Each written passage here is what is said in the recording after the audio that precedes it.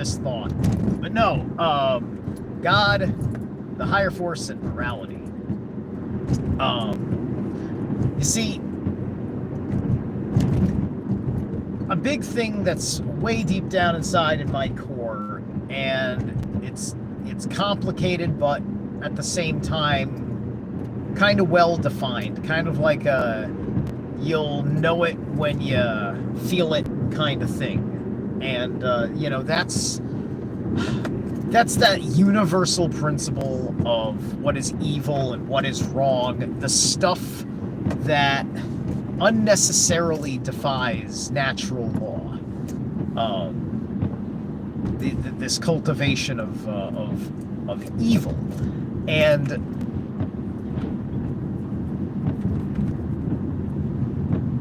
there's a tremendous amount of complex stories of characters that have been made out to be evil, along with characters that exist that are evil, that are out there. Now, what I notice is that nuance gets lost in the weeds when there isn't a sense of a supreme order that is beyond everything, right? Everything, in the sense that you cannot name it. I mean, I'm talking about, if we're talking about like the ancient Vedic scriptures, I'm talking about like even beyond Brahma, because Brahma is named, right? This is beyond literally everything. And it's typically what people refer to when they say God, but when they're talking about God, they're getting into that corrupted atomism sense, monotheist principle of the Jehovian character that is called God, and who is the imposter, demiurge-esque character, more of a very, very insidiously crafted collective egregore, more than anything else, and is deeply associated with a whole lot of crap. But that figure has an essence that is that like, it's the way that hijack works is that all of our hearts have a natural state that feels that connection, whether it's unconscious or not, with the higher force, this unnamed intelligent principle, which is the sentience of the collective all, the Kybalion sense of the all, as in not just all of us, but also the car and the air and the trees and the beasts and the sea and the cosmos and the forces themselves that keep all of that in order. Everything above everything, the very absolute top of all that actually is, sitting outside of space and time, right? And we all get that when we say, oh my God, right? That's typically what everybody means. And then depending on your religion, there's an inflection, there's a context to God. And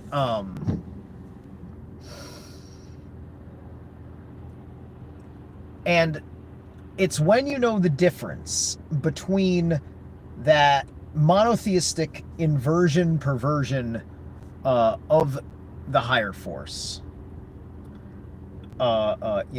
versus the ignorance and avoidance of the higher force for in lieu of everything within creation, which the pantheon of gods are real, but they are within creation.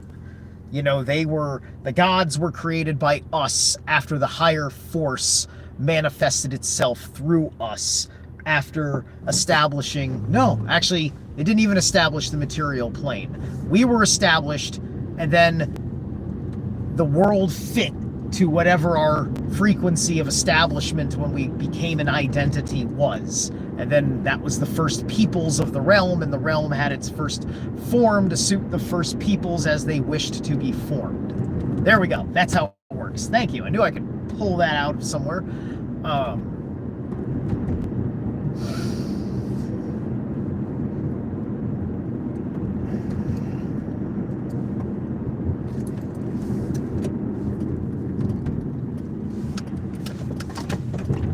higher force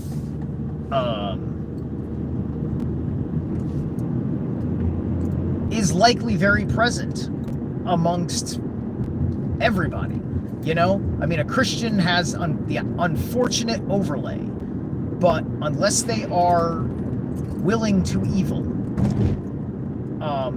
they are going to mean the higher force and not just something they rationalized in the Bible, which is why eventually, as you learn more, you grow more in your gnosis, and you look at Christians and you say, oh, hypocrite this and whatever that, there's a grace for people that you see that naturally are typically pretty good. They may have been lied to about a number of things, you know, and they need to extract whatever they can from the Bible. And those are the kinds of people that, with a gentle touch, you can eventually like win them over to the better principle, the higher force.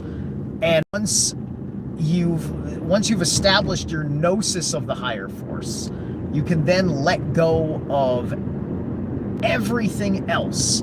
You can let go of your false impressions of Odin. You can let go of your false impressions of Jesus.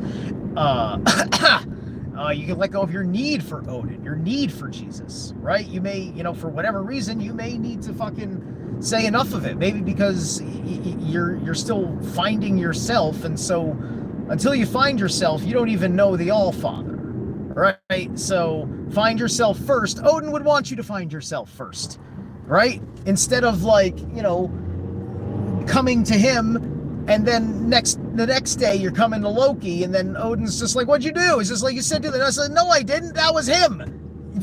It's just, right? You fucking fool. That's the shit, right? And believe me, I've lived my life as the cringiest of fools and still have my moments, as you know.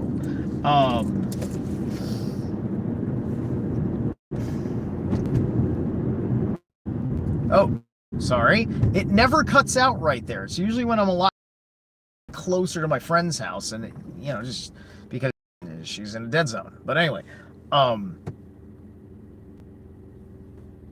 Yep, I know. I'm back. I caught it right away, so you didn't really miss anything. Anyway, the point is, the occultists have they cite the mythos, and they use a corruption, a profane thought, profane tongue, you know, to show you a rationalization, certainly not a heart-centered answer to this very idea of the evil that they do being just the necessary opposite of the good. That is bullshit. It's absolute bullshit, right? There is the dark side. You know, it's just like, you know, like, I absolutely love the people that fight for the vegetarian cause. Sorry, I got a warrior's disposition. I'm going to be a blood sacrifice person. I need my beef. I need my chicken. I need my grass-fed pork. I'm a big boy, and I got a lot of people to fight for. And so I choose to carry that with me. I carry these blood sacrifice. We all carry, everybody eating meat carries a blood sacrifice. Do you honor the blood sacrifice in your inner body? Right? When I eat a cheeseburger, I think about the life of that cow. Does it fucking excuse the murder? No. What excuses the murder is the same thing that excuses the murder for the lion and the wolf and the bear and the everybody else who is going to eat meat. And yeah, we don't exist in the whole system of needing to thin herds and all that shit. But all the same.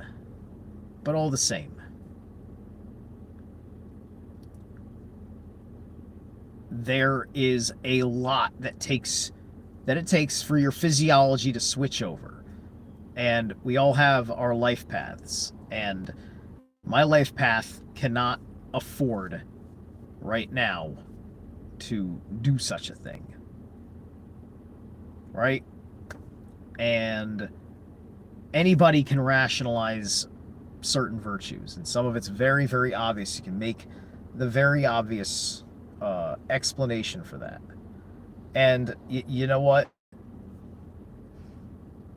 Maybe my next life cycle, I'll be a vegan or a vegetarian. Because I'm certain that my past lives, since at least when all humans started eating meat, was eating meat. And then I came back, did it all again, and then I did it all again, and then I did it all again.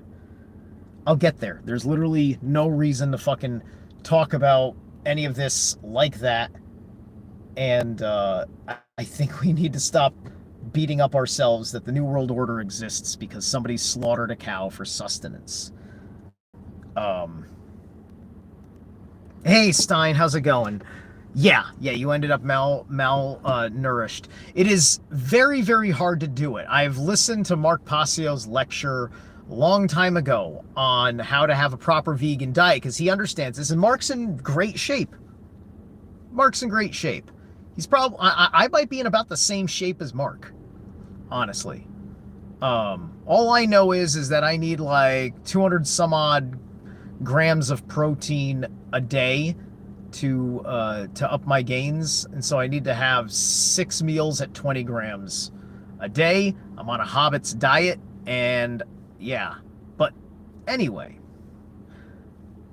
my point is we do live in a reality where it's just like if it's okay for the lamb to be slaughtered by the lion so the lion can feed and the herd can be strong, then I think it's okay for me to be strong for my family by also slaughtering a lamb and honoring the life of that lamb and understanding that, taking it in, and you know what? And living with a little bit of humility, knowing that you're a murderer, right?